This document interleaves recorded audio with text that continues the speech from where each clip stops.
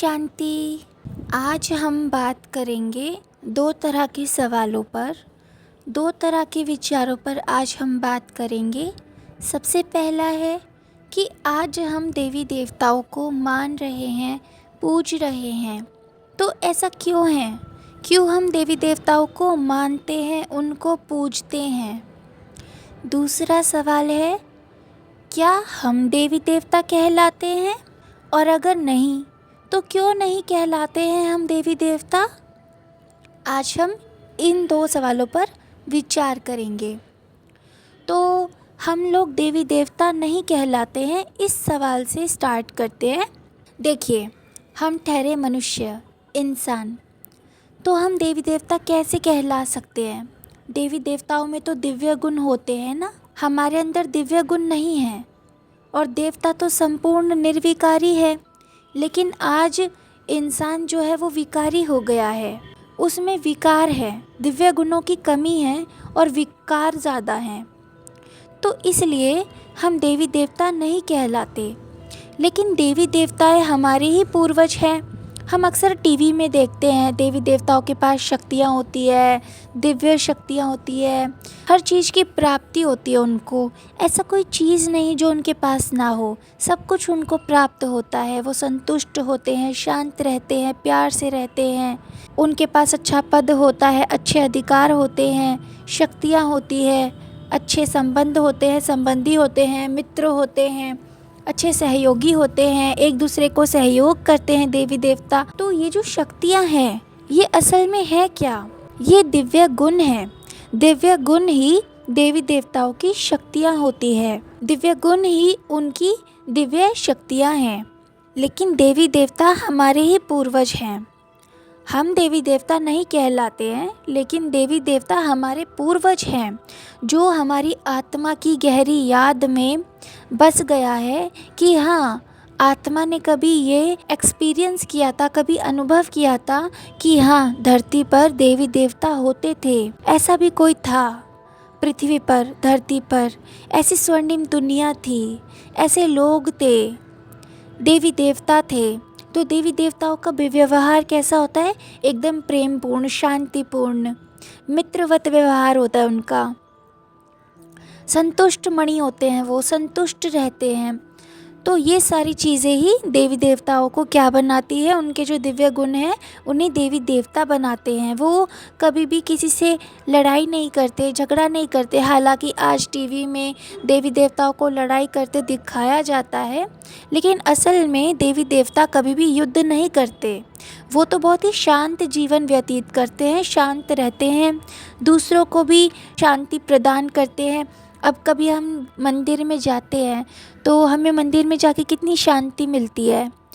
हम किसी भी देवी देवता को हम मानते हैं, हम उनके सामने जाकर के आँख बंद करके, हाथ जोड़ के प्रार्थना करते हैं, उनमें 2 पल के लिए ध्यान लगाते हैं, तो हमें कितनी गहरी शांति मिलती है, कितनी गहन अनुभूति हमको होती है। हमारा चित्त, मन कुछ पलों के लिए, कुछ क्षणों के लिए शांत हो जाता है। ऐसा क्यों है? क्योंकि देवी देवताओं की जो ऊर्जा है, उनका जो आभा मंडल है, उनकी जो वृत्ति है, जो उनकी प्रवृत्ति है, वो शांत चित्त है। वो हमेशा से शांत रहते थे, शांत चित्त थे वो। उनका व्यवहार मित्रवत व्यवहार था। उन्हें सिर्फ देना आता है, वो किसी से लेना नहीं जानते। आप कभी देवी देवताओं के चित्र में भी देखेंगे तो वो सामने की तरफ, हमारी तरफ हाथ करके, और उसमें से कुछ किरणें निकलते रहती है, उनके हाथों में से किरणें निकलती रहती है ना, तो यानी कि वो हमें दान कर रहे हैं। देवी देवता हमें कुछ ना कुछ दान कर रहे हैं। तो जो हाथ करके उसमें से किरणें निकल रही है, हमें लगता है हाँ, हमें ये जो हमारे प्रभु हैं, हमारे देवी देवता हैं, हमारे आराध्य हैं, ये हमें कुछ ना कुछ दान कर रहे हैं। और हम भी सिर्फ, क्योंकि हम इंसान हैं ना, तो इंसानों का व्यवहार होता है मांगने का, तो हम उनके सामने मांगते हैं, क्योंकि हम खुद को तुच्छ समझते हैं। हमें कमी है हमारे जीवन में, हम पे कुछ नहीं है, किसी चीज़ का हमारे जीवन में अभाव है, फिर चाहे वो सुख है, औलाद है, अच्छा जीवन है, कोई भी सुख हो, हमें उसकी लालसा रहती है, अभिलाषा रहती है। तो हम उस चीज़ को देवी देवताओं से मांगते हैं। हमारे आराध्य जिनको भी हम पूछते हैं, हम उनके सामने हाथ जोड़कर उस चीज़ के लिए प्रार्थना करते हैं कि हे प्रभु, हमें ये चीज़ दे दो। तो मनुष्य जो है, इंसान जो है, वो देवी देवता इसलिए नहीं है क्योंकि उनको अभाव रहता है, सुख का अभाव है और दुख ज़्यादा है उनके जीवन में। तो वो देवी देवता कैसे होंगे? जो देवी देवता है उनको हर चीज़ की प्राप्ति है, सुखों का भंडार लगा हुआ है देवी देवताओं के, उन्हें किसी चीज़ की कोई कमी नहीं है, तो इसलिए वो देवी देवता कहलाते हैं। हालांकि जो देवी देवता हैं वो हमारे ही पूर्वज हैं। जैसे कि हमारे जो पूर्वज होते हैं, हम एकादशी होती है, अमावस्या होती है, तो उसमें हम क्या करते हैं, उनके लिए व्रत रखते हैं, उनको हम खाना भोग लगाते हैं, अच्छा अच्छा खाना बनाते हैं और उनको भोग लगाते हैं कि हमारे पूर्वज खुश हो जाएंगे। आज तो पूर्वजों के नाम का खाना निकालना है ना, ताकि जो हमारे पूर्वज हैं वो हमसे कभी भी रूठे ना, वो हमेशा अपनी कृपा दृष्टि हमारी और हमारे घर की तरफ, हमारे परिवार की तरफ, हमारे बच्चों की तरफ बनाए रखे। तो इसलिए हम उनको एकादशी पर या जो तरह तरह के जो भी धर्म होते हैं, हम उनको निभाते हैं अपने पूर्वजों को ध्यान में रखकर, आराध्य को ध्यान में रखकर, भगवान को ध्यान में रखकर, देवी देवताओं को ध्यान में रखकर। तो हम देवी देवताओं की ही वंशावली के हैं हम उन्हीं की ही वंशावली के। लेकिन देवी देवता जो थे वो हमारे पूर्वज थे और हम इंसान हैं, हम उतरती कला में आए हैं और वो जो देवी देवता हैं वो चढ़ती कला में हैं, यानी कि सबसे ऊपर वो हैं, वो ऊंचते ऊंच हो जाते हैं और हम क्या हैं, हम नीचते नीच हैं, इसलिए हम मनुष्य हैं। ऐसा नहीं है कि मनुष्य हमेशा से तुच्छ थे, लेकिन हमारे बुरे कर्मों के प्रभाव से हम विकारी हो जाते हैं, हमारी जो कला है वो गिरती कला हो जाती है, हम अपनी नज़रों में उठे हुए रहे। ऐसे कहते हैं ना हम कि आप तो हमारी नज़रों से गिर गए, या मैं ऐसा कोई भी काम नहीं करूँगा जिससे कि मैं अपनी ही नज़र में गिर जाऊँ, है ना। तो ये जो इंसान है, इंसानों के हाथों हमेशा अच्छा कर्म नहीं होता। अब कलयुग है, घोर कलयुग है, उसमें भी अंत चल रहा है कलयुग का, तो हम अति हो रही है यहाँ पे, हर बुरे कर्म की अति हो रही है। आप समाचार देखोगे, आप समाचार सुनोगे, या आप आसपास के लोगों से सुनते होंगे, आज ये हो गया, आज उधर वो हो गया, आज इधर। तो ये क्या है?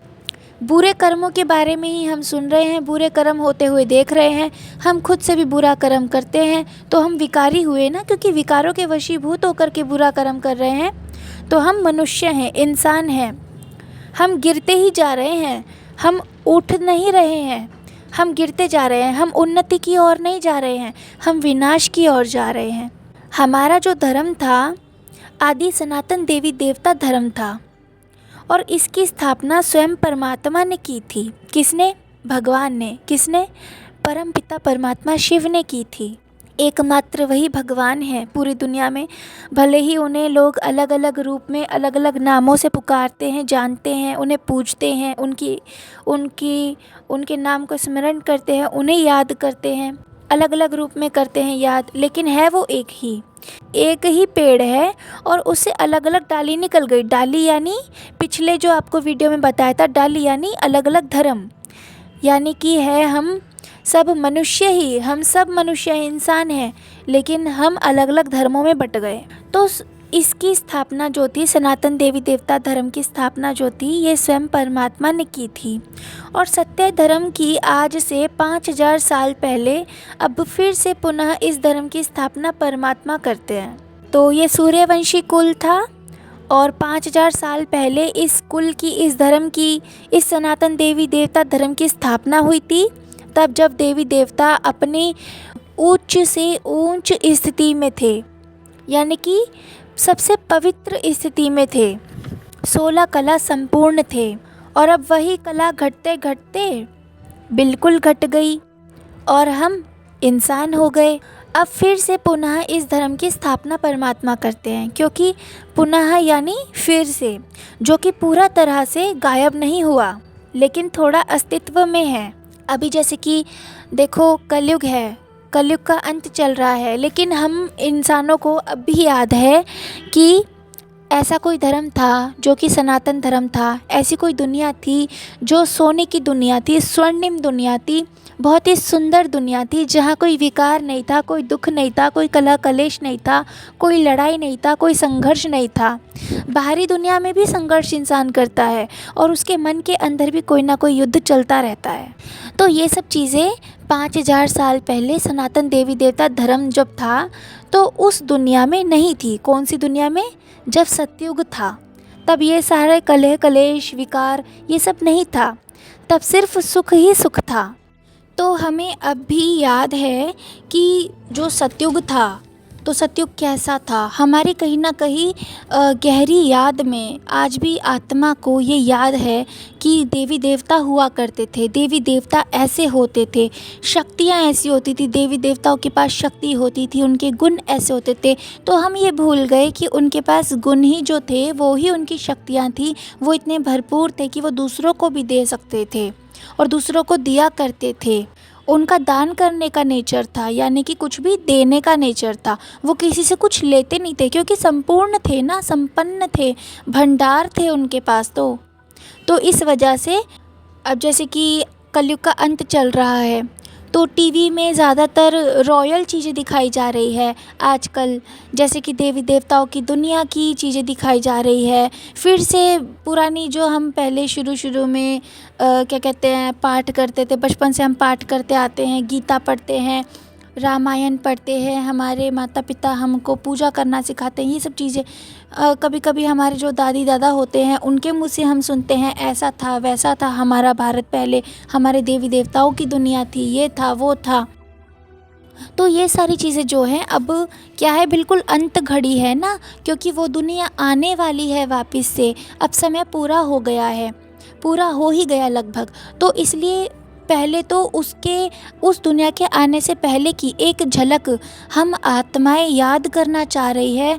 हमारे जो हम लोग जो हैं, जो हमारी आत्मा है, अब उस दिव्यता को, उस दिव्य दुनिया को, दिव्य गुणों को, उस दिव्य अनुभूति को फिर से महसूस करना चाहते हैं, उसका अनुभव लेना चाहते हैं, क्योंकि उसकी अनुभूति भी बहुत शांत प्रिय है, शांतिदायक है, सुखदायक है।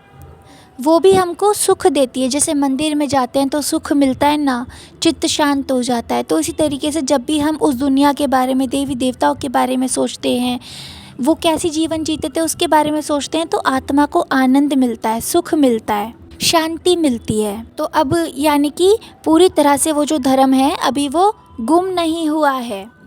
तो अब फिर से वही धर्म की स्थापना होगी, जिसकी निशानियाँ आज भी है, जैसा कि अभी हमने आपको बताया। देवी देवता धर्म की निशानियाँ आज भी है, लेकिन और जो धर्म है इनका सतयुग में नामो निशान भी नहीं है। देखो, एक देवी देवता धर्म है जिसके बारे में बहुत बात होती है, हम टीवी पर देखते हैं, तरह तरह की चीज़ें, ज़्यादातर इन्हीं सब चीज़ों, सनातन धर्म के बारे में बहुत ज़्यादा ही पढ़ने को, देखने को, लिखने को मिलता है, सुनने को मिलता है।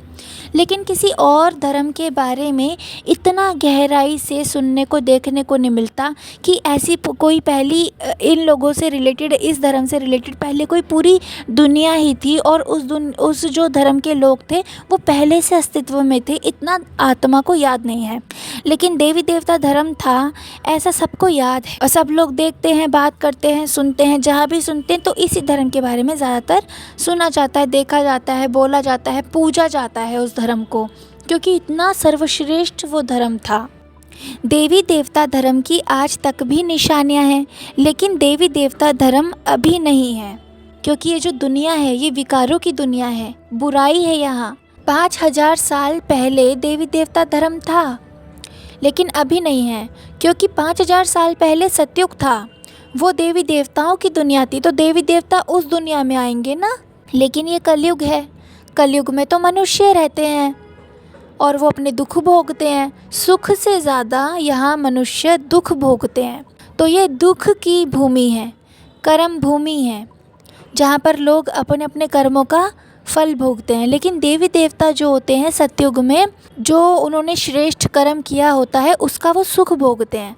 वहाँ कोई दुख नाम का शब्द भी नहीं होता सतयुग में, वहाँ क्या है, सुख ही सुख है।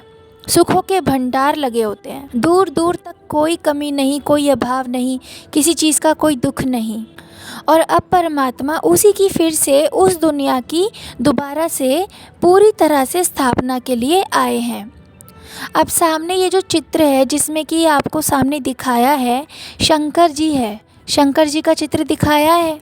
तो शंकर जी के द्वारा क्या है, विनाश होता है। शंकर जी कौन है? देवता हैं। शंकर जी देवता हैं और शिव कौन है? परमात्मा, परम पिता परमात्मा शिव, वो भगवान है। शंकर जी के द्वारा विनाश दिखाया है। जैसे कि यादव है, बोलते हैं ना, जैसे महाभारत में टीवी में दिखाया था, यादव, कौरव, पांडव तीनों के नाम दिखाते हैं। तो ये जो यादव है, यादवों के लिए कहते हैं कि यादवों के पेट से मूसल निकले और उन्होंने अपने ही कुल का नाश किया। लेकिन हकीकत में मूसल क्या है? मूसल है ये जो परमाणु बम है, मिसाइल्स हैं। अब यादव कौन है? ये यूरोपवासी कितने सारे बम बना रहे हैं, कितने सारी मिसाइलें बना रहे हैं, कितने सारे अस्त्र शस्त्र बना रहे हैं, क्योंकि इन्होंने सबसे पहले इसकी शिक्षा ली ना। क्योंकि उस शिक्षा को, वो जो ज्ञान उन्होंने लिया, उसी से वो एक भयानक चीज़ का निर्माण कर रहे हैं जो उन्हीं का अंत कर देगा, उन्हीं का विनाश कर देगा। तो यादवों से मतलब है यूरोपवासी जो बम बना रहे हैं। और पेट से हकीकत में मूसल नहीं निकले थे। मूसल जो है ये सिर्फ एक अलंकार शब्द है। मूसल एक अलंकार है, वो कहावत बन जाती है और उसी को फिर बाकी लोग दोहराते हैं और वो शब्द वैसे ही पड़ जाता है। लेकिन हकीकत में मूसल क्या है? मूसल कभी पेट से नहीं निकलते। लेकिन इसका आध्यात्मिक रहस्य ये है, बुद्धि से उन्होंने मिसाइलों का निर्माण किया था। उन्होंने परमाणु बम बनाए। परमाणु बमों का निर्माण वो अभी कर रहे हैं, रिसेंट में भी कर रहे हैं। अभी हाल ही में कितने सारे परमाणु बम और मिसाइलों को, ऐसी ऐसी मिसाइलें बना रहे हैं कि दर्द भी नहीं होगा और धुआं धुआं हो जाएगा सब कुछ। ये मिसाइल जो है बुद्धि रूपी पेट से निकले अपने ही विनाश के लिए। तो यादवों के, यूरोपवासियों के बुद्धि में पड़ा कि मिसाइलें बनानी है, परमाणु बम बनाने हैं। तो उन्होंने क्या करा, विनाश के लिए बनाने लगे। अब ये नहीं पता उनको कि वो खुद के विनाश के लिए ही विनाश का निर्माण कर रहे हैं, लेकिन बस समय रीति उन्होंने बनाना शुरू कर दिया। तो यादवों के, यूरोपवासियों के अपने ही विनाश के लिए उनके बुद्धि रूपी पेट से मिसाइलें निकली, परमाणु बम निकले। ये इसका आध्यात्मिक रहस्य ऐसे है। अब बात आती है कौरवों की। तो कौरव जो है, यानी कि जो भगवान से विपरीत बुद्धि है, यानी कि जो भगवान में जिनका ध्यान नहीं है, जो भगवान की बात पर नहीं चलते, भगवान की बताई हुई बात को फॉलो नहीं करते, वो अपने मत, अपनी बुद्धि को फॉलो करते हैं, अपनी बुद्धि से सब कुछ करते हैं। कहलाते तो हैं भाई भाई, कौरव आपस में भाई भाई तो कहलाते हैं, लेकिन आपस में ही लड़कर मरेंगे, लड़कर कट कट कर ऐसे मरेंगे, आपस में ही लड़ाई होगी। जैसे कि आजकल हम देखते हैं तो भाई भाई में ही लड़ाई होती है, बंटवारे को लेकर, हिस्से को लेकर। तो इन सब चीज़ों को लेकर भाई भाई में ही लड़ाई होती है। तो ये भगवान की बात को तो नहीं मानते, भगवान को नहीं मानते, भगवान की बात को नहीं मानते, भगवान से विपरीत बुद्धि है, इसीलिए आपस में लड़ लड़ कर मरेंगे और मर रहे हैं। तो ये हो गए कौरव, जो सच्चे रास्ते पर नहीं चलते लेकिन बुराई के रास्ते पर चल रहे हैं। जैसा कि महाभारत में भी दिखाया है कि जो कौरव हैं, पांडव हैं, तो आपस में भाई भाई है, लेकिन उसमें जो है कुछ आध्यात्मिक रहस्य जो है जो लुप्त हो गया है, और उसका सीधा सीधा मतलब उन्होंने ऐसे निकाला कि कौरवों की लड़ाई पांडवों से हुई। लेकिन कौरव जो हैं असल में आज भी हम देख रहे हैं आपस में भाई भाई एक दूसरे का खून कर देते हैं, न जाने कैसे कैसे कर देते हैं। तो ये कौरव हैं जो आपस में ही लड़ रहे हैं, भाई भाई में ही लड़ रहे हैं, भाई भाई से लड़ रहा है, अपने ही अपनों से लड़ रहे हैं, अपने ही अपनों से दगा कर रहे हैं, धोखा दे रहे हैं। और रही पांडवों की बात, अब पांडवों की बात आ जाती है। तो पांडव यानी कि जिन्होंने भगवान से प्रीत बुद्धि लगाई, जिन्होंने भगवान की बात को धारण किया और उसी के आधार पर अपने जीवन में भगवान की बातों को धारण करके उसी धारणा पर चलते हुए अपने जीवन को आगे जिया। भगवान की आज्ञा का पालन किया। तो ये पांडव है। अब पांडवों को कितना सा दिखाते हैं कि पांडव तो 5 थे और कौरव 100 थे। तो जो लड़ने वाले हैं वो बहुत सारे हैं, और जो भगवान की बात को मानते हैं, भगवान से प्रीत बुद्धि है, वो थोड़े हैं। पांडव जो थे वो 5 थे, यानी कि मुट्ठी भर। लेकिन मुट्ठी में कितनी ताकत होती है, बहुत ताकत होती है ना मुट्ठी में। और कौरव थे, बहुत सारे थे, लेकिन फिर भी सबकी अलग अलग विचारधारा थी। अलग अलग विचारधारा थी, कोई एक मत को नहीं मानता था, सब अपने अपने तरीके से चलते थे, तो सबका विनाश हो गया। कौरवों को दिखाते हैं ना 100, यानी कि बहुत सारे थे। तो आज भगवान से प्रीत रखने वाले कितने थोड़े हैं, कितने थोड़े लोग हैं। जो हुए वो पांडव कहलाए। पांडव यानी कि हम आत्माएं। और कौरव कौन? कौरव वो जो परमात्मा से उल्टी यानी कि विपरीत बुद्धि रखती है ना। यानी कि परमात्मा की श्रीमत के खिलाफ जाकर, उसके विरुद्ध जाकर सोचने वाले, काम करने वाले, कार्य करने वाले, उनकी अवज्ञा करने वाले, उनकी आज्ञा का पालन न करने वाले, उनकी आज्ञा का निरादर करने वाले कौरव कहलाते हैं। जो भगवान की आज्ञा का पालन नहीं करते वो हो गए कौरव, यानी कि वो हो गए 100। बहुत सारे हैं दुनिया में आजकल ऐसे लोग। और पांडव यानी कि बहुत थोड़े से, बहुत थोड़े, मुट्ठी भर। तो ये पांडव कौन? हम लोग बहुत थोड़े हैं जो भगवान से प्रीत बुद्धि लगाए हैं। हम भगवान की बातों को मानते हैं, उनकी बातों को धारणा के रूप में अपने जीवन में धारण करके उसी के तरीके से, फिर उसी के आधार पर, उस धारणा के आधार पर ही चलते हैं। जैसे हमें भगवान मिला तो हमारी आत्मा में, क्योंकि हमारी आत्मा को पहले से ही भगवान पर बहुत भरोसा था, तो हमारी जो आत्मा है शुद्ध है, पवित्र है। ऐसे हमको आगे और बहुत पुरुषार्थ करना पड़ेगा, तो तभी हम भगवान की श्रीमत पर चल पाएंगे ना। हम भगवान की श्रीमत के विरुद्ध कार्य नहीं करेंगे, भगवान की श्रीमत के आधार पर ही कार्य करेंगे, तो हम पांडव हैं। हम पांडव जो हैं, यानी कि हम जो लोग हैं भगवान से प्रीत बुद्धि लगाए जो बैठे हैं और भगवान की श्रीमत के अनुसार ही कार्य करते हैं, हम पांडव हैं। हम बहुत थोड़े हैं। और ये जो कौरव है ये बहुत सारे हैं, इसलिए इनको 100 की मात्रा में बताया और पांडवों को सिर्फ 5 की मात्रा में बताया। लेकिन आपको याद है कि जीत हमेशा अच्छाई की होती है, बुराई पर जीत हमेशा अच्छाई की ही होती है। बुराई कभी अच्छाई से जीत नहीं सकती। तो भगवान के साथ जो रहते हैं वो अच्छाई की तरफ हैं, और जो अपनी बुद्धि से चलते हैं वो बुराई की तरफ हैं, वो गलत रास्ता अपनाते हैं। तो बुराई पर हमेशा अच्छाई की जीत होती है। इसीलिए महाभारत में भी दिखाया कि 5 पांडव थे, लेकिन उसके बावजूद 100 कौरवों पर वो भारी पड़ गए, और अंत में 100 कौरव जो थे वो अपने विनाश को पा गए, और 5 पांडव जो थे वो जीत गए, बहुत थोड़े होते हुए भी। क्यों? क्योंकि भगवान जिसके साथ है उसमें तो पहले से ही बहुत बल हो जाएगा ना, वो तो डबल शक्तिशाली हो जाएगा ना, इसीलिए वो जीत गए। अब हमको भी जीतना है। हम तब जीतेंगे जैसे कि महाभारत में दिखाते हैं, श्री कृष्ण को दिखाते हैं तो अर्जुन उन्हीं की बात को मानते हैं, और अर्जुन के साथ साथ पांडव जो थे वो भी उन्हीं के अनुसार चलते हैं, श्री कृष्ण की बनाई रणनीति अपनाते हैं, तो सब लोग जीत जाते हैं, है ना। सब जीत जाते हैं, पांडव जीत जाते हैं। और कौरव जो थे वो किसकी बात मान रहे थे? अपनी ही बुद्धि की बात मान रहे थे, अपनी ही बुद्धि से चल रहे थे, तो वो सब लोग क्या हुआ? विनाश को प्राप्त हुए। अब आज भगवान से विपरीत बुद्धि, यानी कि जिनका भगवान से प्रीत नहीं है, प्यार नहीं है, तो बहुत सारे हैं ऐसे लोग। और फिर भी भगवान से प्रीत रखने वाले जो बुद्धि, यानी कि प्रीत बुद्धि की ही विजय होती है। उन्हीं विजयी आत्माओं की यादगार है वैजयंती माला। अब ये जो वैजयंती माला है, अब जैसे कि हिंदू धर्म में भी बहुत लोग होते हैं माला सिमरते हैं, अगर भगवान को याद करते हैं तो माला के मणके गिन गिन करके याद करते हैं। अब एक बात बताओ, जो हिंदू हैं और जो मुस्लिम हैं सब भगवान को याद करते हैं, सब उनको, उनकी याद को सिमरते हैं, उनको याद करते हैं, लेकिन ये जो माला है ये बनाई क्यों? राम राम जपते तो बुद्धि गिनती में जाएगी या राम में जाएगी? तो जैसे कि माला जो बनी है, लोग इस माला के मणके को, भगवान को जब भी याद करते हैं तो मणके को भी गिनते हैं, गिनती के साथ साथ भगवान का नाम लेते हैं। अब वो गिनती करेंगे, गिनती में ध्यान लगाएंगे या फिर भगवान में ध्यान लगा रहे हैं, ये बताओ। भगवान में पूरी तरह से ध्यान जा रहा है उनका, या फिर वो गिनती में ध्यान उनका जा रहा है। अब गिनती में ध्यान नहीं लगाएंगे और भगवान के राम के नाम में अगर रम गए तो क्या होगा, गिनती भूल जाएंगे।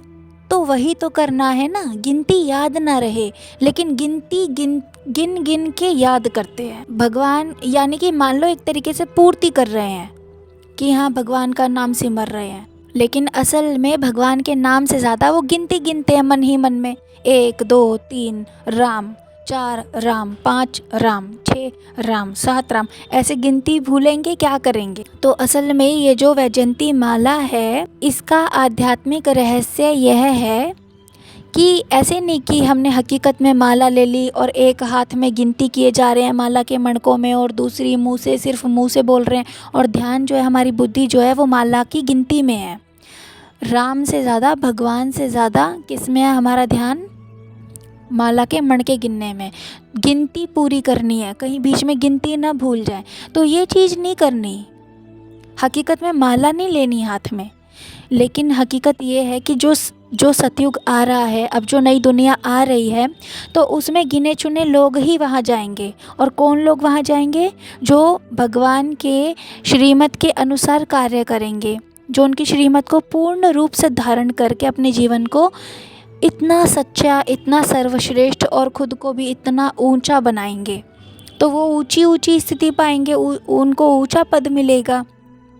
तो ये जो 16,108 ये जो बताया गया है कि 16,108 कृष्ण जी की बीवियाँ थी, ये रानियाँ थी उनकी, ऐसा कुछ नहीं है। जो देवी देवता थे हकीकत में सतयुग में एक ही पति, एक ही पत्नी और 2 बच्चे होते हैं बस परिवार में, ना 2 से ज़्यादा किसी के बच्चे, एक लड़का और एक लड़की बच्चों के रूप में ये होता है। ये नहीं कि ज़्यादा 3 4 5 6 बच्चे हो रहे हैं, या किसी की 2 रानियां हैं, 3 रानियां हैं, ऐसे वहाँ नहीं है। वहाँ किसी के भी मन को ठेस नहीं पहुँचाई जाती। वहाँ नारी का आदर होता है, जो नर है वो श्रेष्ठ है, नारी जो है वो श्रेष्ठ है, जो बच्चे हैं, जो संतान है वो भी सर्वश्रेष्ठ हैं। तो वहाँ कोई भी दुख की बात नहीं, सुख ही सुख है। तो ये जो 16,108 ये जो है हकीकत में ये कोई रानियाँ नहीं लेकिन विजयी आत्माएं हैं। माला किसकी बन रही है, आत्माओं की माला बन रही है। ये माला कैसी माला है, ये फूलों की माला है जो वहाँ जाने वाले हैं सतयुग में। सतयुग में 16,108 आत्माएं राज करेंगी। ये वो आत्माएं हैं जो भगवान की श्रीमत के अनुसार ऊंच ते ऊंच, श्रेष्ठ ते श्रेष्ठ कार्य करके अपने भाग्य को बनाएंगी और श्रेष्ठ भाग्य को सतयुग में पाएंगी, प्राप्त करेंगी। तो असल में ये 16,108 माला के मन के ये विजयी आत्माएं हैं। आज जैसे जो अष्ट रत्नों का गायन है, फिर 16,108 जो है ये विजयी आत्माएं हैं। तो जो अष्ट रत्न का गायन है, अष्ट रत्न यानी कि सबसे पहले बहुत ही पवित्र, उच्च कोटि की पवित्र आत्माएं अष्ट रत्नों के रूप में उभर करके आएंगी। फिर उसके बाद में 16,000 जो हैं 16,100 जो आत्माएं हैं वो उस माला के मणके में शामिल होंगी, जो उन 8 अष्ट रत्नों यानी कि बहुत उच्च कोटि की पवित्र आत्माओं के बाद जिन्होंने उतना ही ऊंचा पुरुषार्थ किया होगा। तो उन लोगों ने भी उतना ऊंचा पुरुषार्थ किया, इसलिए वो भी 16,100 रत्नों में शामिल होंगी, उनकी भी माला बनेगी। फिर उसके बाद की जो आत्माएं हैं जो उनसे नीचे पुरुषार्थ करेंगी, उतने 3rd लेवल तक का पुरुषार्थ जो कर लेंगी, फिर वो भी उस क्या कहते हैं वो भी भागीदार होंगी सतयुग में आने की। तो सतयुग में वो भी आएंगे। तो जो लोग भी जो आत्माएं पुरुषार्थ कर रहे हैं, भगवान की श्रीमत के अनुसार चल रहे हैं, कार्य कर रहे हैं, सच्चे रास्ते पर चल रहे हैं, उन सभी को भगवान फल ज़रूर देगा। लेकिन जैसे होता है ना, किसी ने ज़्यादा मेहनत की, किसी ने कम मेहनत की, तो ज़्यादा मेहनत कोई करेगा तो उसको उतना उस हिसाब से पोजीशन मिलेगी, उस हिसाब से रिज़ल्ट मिलेगा। और कोई कम मेहनत करेगा तो उसको उतना रिज़ल्ट मिलेगा जितनी उसने मेहनत करी है। बस ये रहेगा। लेकिन फिर भी सतयुग में संतुष्ट हर कोई रहेगा। वहाँ कोई भेदभाव नहीं होगा, कोई दुख नहीं होगा, एक दूसरे को देखकर कोई जलन नहीं होगी। जैसे कि कलयुग में विकार है ना इंसान में, तो विकारों के वशीभूत होकर के एक दूसरे से जलन करते हैं, मायावश होते हैं, माया के वशीभूत हो जाते हैं, तो एक दूसरे से घृणा करते हैं, भेदभाव करते हैं। वहाँ ऐसा कुछ नहीं होगा। वहाँ कोई दुर्व्यवहार नहीं होगा, ना वहाँ कोई ऐसी गलत सोच कोई किसी के मन में होगी। वहाँ सभी लोग मिल कर के रहेंगे, बहुत प्रीत से रहेंगे, प्रेम से रहेंगे, बहुत अच्छे से रहेंगे, क्योंकि सभी को कुछ ना कुछ मिलेगा। तो जो अपने विकारों पर पूरी तरह से विजय प्राप्त करके, जीत हासिल करके, जैसे अपने घर परमधाम से आए थे, बिल्कुल पवित्र आत्मा होकर के हम यहाँ आए थे ना पृथ्वी पर, वैसे ही जब हम ऐसा पुरुषार्थ करके बिल्कुल पवित्र बनकर, सतो प्रधान बनकर, ऐसे ही भगवान की याद में प्योर होकर, पवित्र होकर उनके घर वापस जाएंगे, फिर वहाँ से वो हमारे लिए जो सतयुग की दुनिया बना रहे हैं, अब जो सतयुगी दुनिया का निर्माण हो रहा है, तो उसका दुनिया का जब निर्माण हो जाएगा, फिर हम अपने भगवान के घर से, अपने पिता के घर से डायरेक्ट सतयुग की दुनिया में चले जाएंगे सुख भोगने के लिए, जो भगवान के समान है, यानी कि पवित्र है। ऐसा हमको बनना है। भगवान तो कोई नहीं बन सकता, लेकिन भगवान के साथ साथ इनकी भी अष्टरत्नों के रूप में पूजा होती है।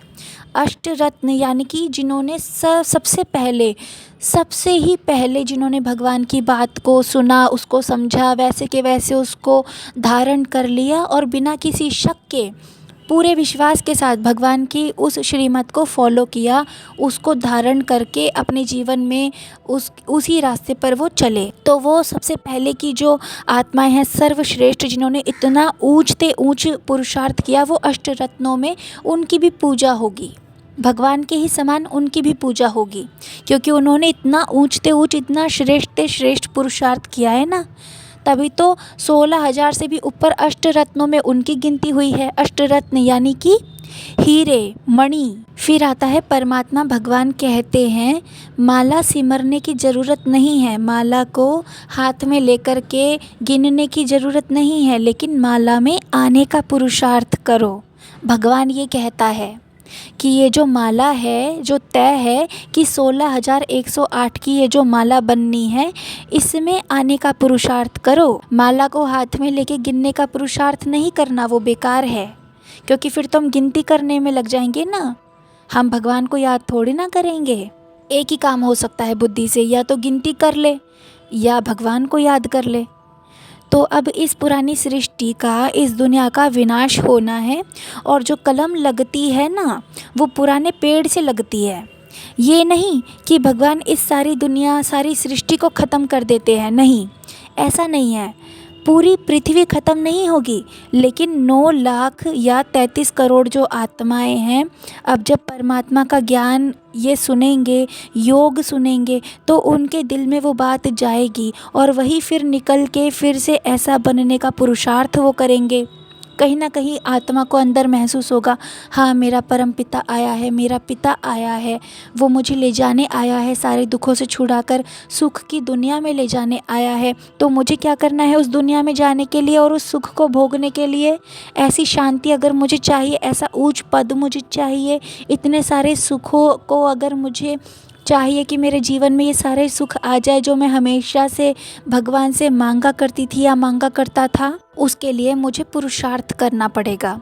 जो भगवान कहते हैं, जैसी भगवान की परमपिता परमात्मा शिव की जो श्रीमत है, जो वो श्रीमत में बताते हैं, उस श्रीमत को हमें अपने जीवन में धारण करके उसके अनुसार चलना पड़ेगा, उसके अनुसार कार्य करना पड़ेगा।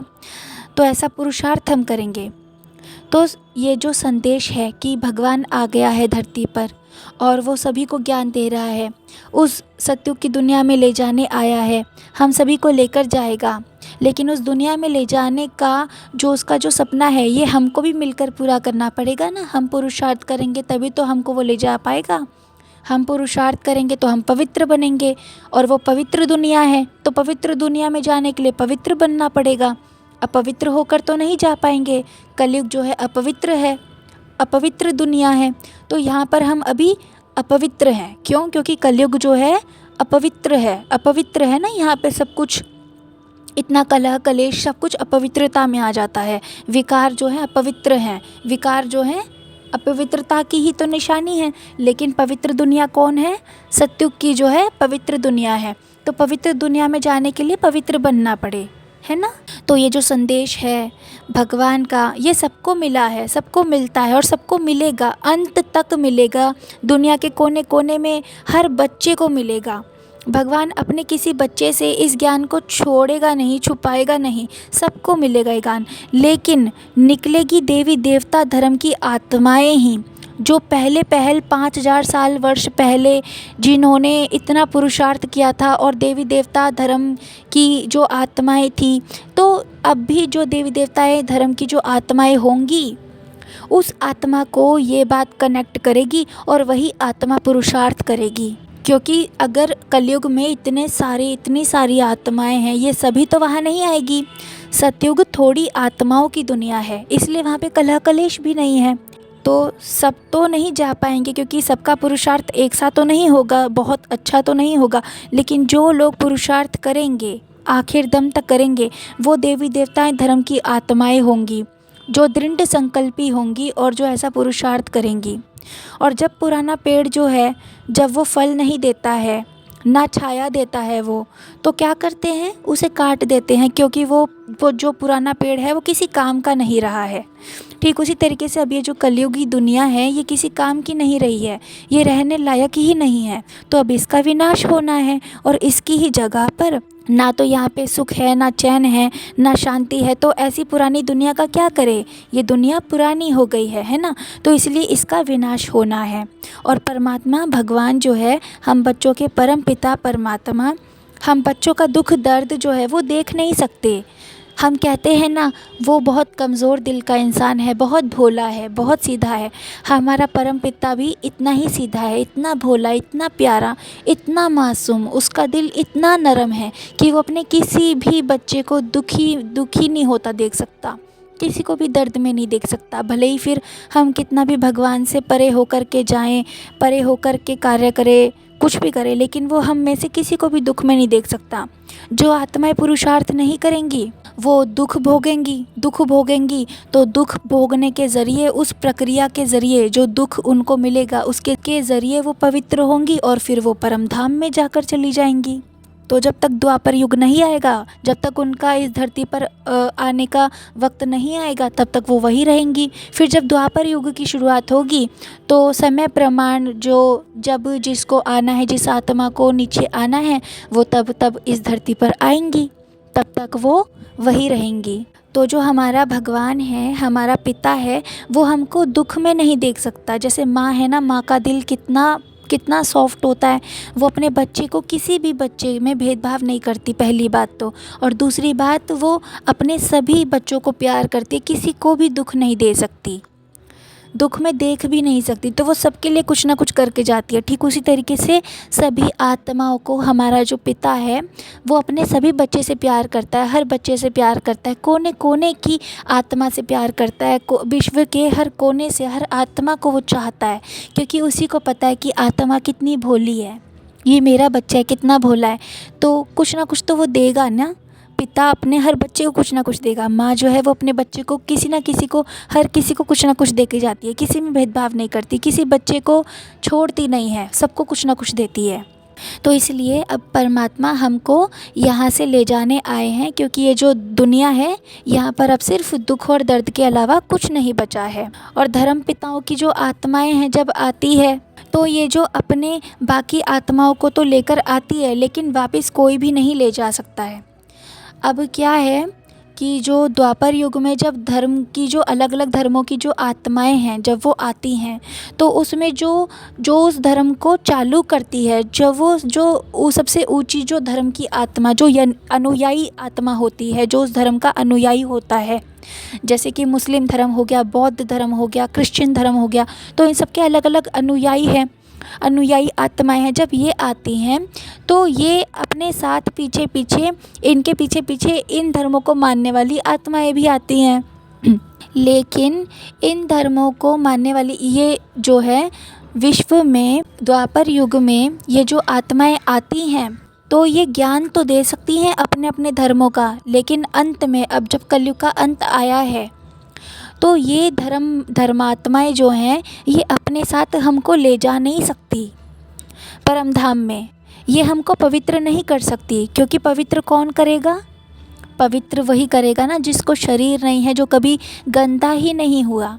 ऐसे तो हमारे ऊंचते ऊंच श्रेष्ठते श्रेष्ठ हमारे परमपिता परमात्मा ही है ना, जिन्होंने कभी कोई शरीर नहीं लिया, वो किसी कर्म के चक्र में ही नहीं आए, वो सर्वश्रेष्ठ हैं, परम पवित्र हैं। वही हमको पवित्र कर सकते हैं, सिर्फ वही हमको पवित्र कर सकते हैं, क्योंकि वो परम पवित्र हैं। वो दुनिया की हर बुराई से अनछुए हैं, उनको कोई बुराई नहीं छू सकती, और वो अगर बुराई को भी छू दे तो वो भी अच्छा हो जाए।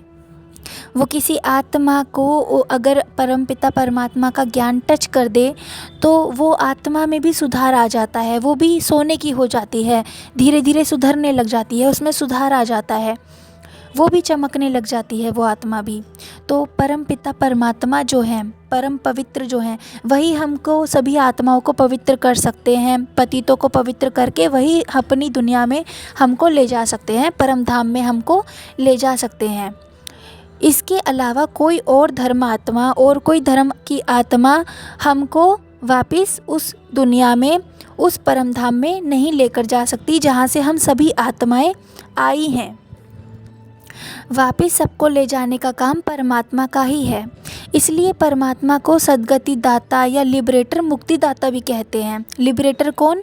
जो आज़ादी दिलवाता है, मुक्ति दिलवाता है, तो इसलिए परमात्मा को मुक्ति दाता भी कहते हैं। कहते भी है ना, हे परमात्मा मुझे मुक्ति दो, मुझे मुक्ति कब मिलेगी? तो वही मुक्ति दाता है और वही हमको आकर मुक्ति देता है। कहते भी है ना कि हे प्रभु मुझे कब सद्गति मिलेगी, मुझे भी सद्गति दो। तो परमात्मा ही सद्गति दाता है, वही लिबरेटर है, वही मुक्ति दाता है, और वही हमको सद्गति देता है, वही मुक्ति देता है अपने ज्ञान से। इसी की यादगार में शिव की बारात दिखाई है, जिसमें अंत में सभी देवी देवता, राक्षस, अंधे, बहरे, लूले, लंगड़े आदि हर तरह की आत्माएं इस पृथ्वी से परमधाम जाती है। क्योंकि शिव साजन जो है, शिव जो है वो साजन के रूप में हम सभी आत्माओं को पार्वती के रूप में लेकर जाते हैं। हम सभी आत्माएं कौन हैं? पार्वती हैं। तो जो शिव साजन हैं वो हम सभी आत्माएं पार्वती हैं, और अपनी पार्वती को शिव साजन जो है वो अपने धाम में लेकर जाते हैं, परम धाम में लेकर जाते हैं। तो हम सभी आत्माएं शिव साजन के साथ में उनके परम धाम में जाएंगी। चाहे तो शिव बाप कह लो, माँ कह लो, पिता कह लो, भाई कह लो, शिक्षक कह लो, गुरु कह लो, कुछ भी कह लो, किसी भी रूप में देख लो, लेकिन वो हमको अपने साथ तो लेकर जाएगा, क्योंकि पिता है ना। तो इस समय परमात्मा उसी स्थापना व दिव्य कार्य के लिए सृष्टि पर आए हैं। अच्छा, ओम शांति।